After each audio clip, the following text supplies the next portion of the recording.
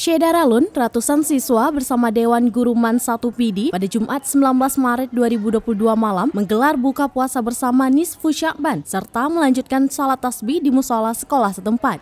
Kepala Man 1 PD, Darwin, kepada seramnews.com pada Sabtu 20 Maret 2022 mengatakan agenda perdana kegiatan ekstrakurikuler ini dilakukan atas inisiatif pihak organisasi siswa madrasah atau OSIM. Kegiatan ini juga dirangkai dengan pemberian tausiah agama yang disampaikan oleh Ustadz M. Junaidi Ahmad selaku Ketua Safari Subuh Barokah Kabupaten PD.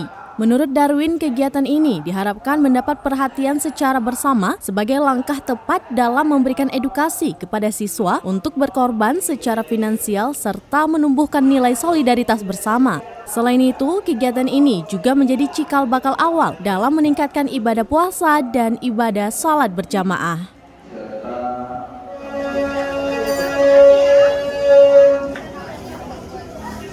Dari Sigli, Idris Ismail, Serambi On TV.